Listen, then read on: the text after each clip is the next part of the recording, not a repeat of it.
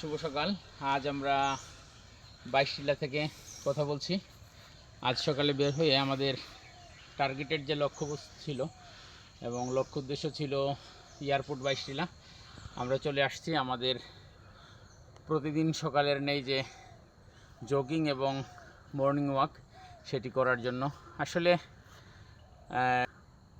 Jogging কেন করি সেটা আমরা প্রতিদিনই বলি, তবে এখানে সবচেয়ে মজার বিষয় হলো যে আমরা যেই জায়গা থেকে কথা বলছি সেই জায়গার প্রাকৃতিক সৌন্দর্য উপভোগ করার জন্য আপনিও আসতে পারেন। এবং বিশেষ করে সকালবেলা আসলে যেই সুবিধাটা হলো পাখিদের কলকাকলি শুনতে পাবেন, নির্জন জায়গা, প্রাকৃতিক সৌন্দর্য উপভোগ করতে পারবেন এবং গাড়ির এবং শহরের এই ব্যস্ততম যে কোলাহল সেটা থেকে আপনি কিছুটা সময়ের জন্য হলেও স্বাভাবিক একটি পরিবেশে থাকবেন এবং এখানের প্রাকৃতিক সৌন্দর্য উপভোগ করার পাশাপাশি আপনার শারীরিক ব্যায়ামের যে উপকারিতা সেগুলো উপভোগ করতে পারবেন।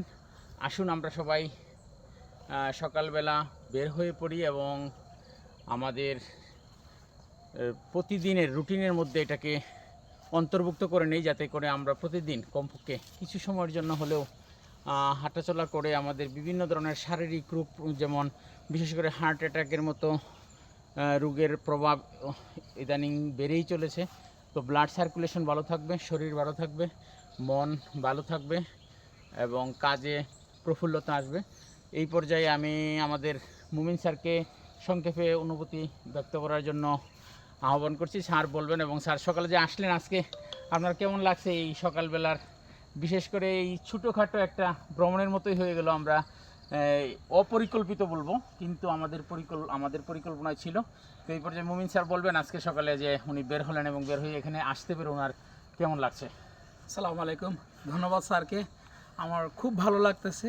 বিশেষ করে এই প্রাকৃতিক পরিবেশে একা একা আসার তেমন সুযোগ থাকে না, তো স্যার আমাদেরকে অনুপ্রাণিত করেছেন এবং এসে আমরা খুবই উপকৃত হচ্ছি। আমরা আশা করব আপনারা যারা এই ভিডিও দেখবেন তারাও শারীরিক ব্যায়াম করবেন এবং নিজেকে সময় দেবেন। ধন্যবাদ সবাইকে। ধন্যবাদ আব্দুল মুমিন স্যারকে। এই পর্যায়ে আমাদের সাথে আমাদের নতুন সদস্য ইয়াসিন বিল্লালকে কথা বলার জন্য বলছি। এবং ইয়াসিন বিল্লাল আজকে দুদিন থেকে আমাদের সাথে এই মর্নিং ওয়াক করছেন। তো এই মুহূর্তে ইয়াসিন বিল্লাল, তোমার এই যে সকালবেলা বের হয়ে কষ্ট করে হলো যে আসতেছো এবং হাঁটার জন্য আমাদের সাথে আসছে, তো এখানে এই বিষয়ে তোমার অনুভূতি কী এবং তোমার কেমন লাগছে এটুকু ব্যক্ত করার জন্য অনুরোধ করছি। আসসালামু আলাইকুম। ধন্যবাদ। রুহুল আমিন স্যারকে অত্যন্ত মূল্যবান কথা বলেছেন।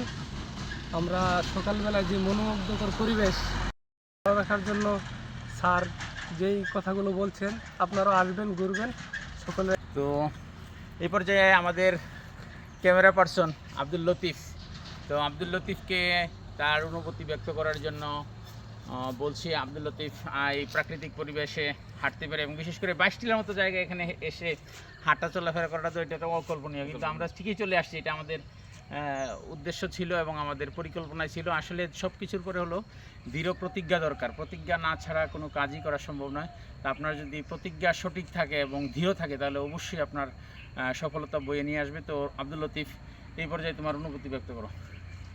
অনুভূতি আলহামদুলিল্লাহ খুবই ভালো। ক্যামেরাটা ঘুরাইও, তুমি হাঁটতে কথা বলো। আসলে ব্যায়াম এবং ভ্রমণ দুইটা আসে, একটার সাথে আরেকটা বোনাস আমরা পাচ্ছি। যেমন প্রতিদিন আমরা ব্যায়াম করি বিভিন্ন চায়ের বাগানে, দৌড়াদৌড়িও করি, মোটামুটি আলহামদুলিল্লাহ ভালোই আমাদের। আর আমরা বুঝতে পারছি যে ফিজিক্যালি আমরা কিছুটা ফিট হচ্ছি বা আমাদের অতিরিক্ত যে ওজনটা কমতেছে, চর্বিটা কমতেছে দৌড়াদৌড়ির কারণে, আমাদের শরীর ঘামতেছে, ঘামার কারণে আমরা অনেকটা উপকার পাচ্ছি। আর সেই সাথে আজকে একটা বেনিফিট হচ্ছে আমাদের ভ্রমণ করা। ভ্রমণ মনকে করে সতেজ, আর ব্যায়াম করলে শরীর থাকে সুস্থ। দুইটাই আমরা আজকে পাচ্ছি। আর তার অবদান আমাদের রুহুল আমিন স্যারের। আসলে উদ্যোগ নেওয়াটাই হলো আসল। উদ্যোগ সবাই নিতে পারে না। উনি যে একটা উদ্যোগ নিয়ে আজকে আমাদের 4 জনকে একত্রিত করে একটা অভ্যাসে পরিণত করেছেন, এটা খুবই ভালো একটা অভ্যাস। আসলে ভালো মানুষের সাথে চললে ভালো অভ্যাসে নিজেকেও গড়া যায়। যদিও আগে এই প্র্যাকটিসটা করতাম না বা ব্যায়ামের অভ্যাসটা ছিল না, এখন আলহামদুলিল্লাহ ভালো। আর বিশেষভাবে ধন্যবাদ জানাই আমাদের টিম লিডার, আজকের এবং আগামী দিনেরও আমাদের টিম লিডার রুহুল আমিন স্যারকে অসংখ্য ধন্যবাদ। এই যে এখানে আপনারা দেখা যাচ্ছে উনি রান করতেছেন, আসলে উনার থেকেই আমরা অনুপ্রাণিত। ধন্যবাদ স্যারকে এবং ধন্যবাদ আজকে যারা এখানে আসছেন সবাইকে। সালাম। সবাই ভালো থাকবেন, সুস্থ থাকবেন এবং সকলের শারীরিক সুস্থতা কামনা করছি।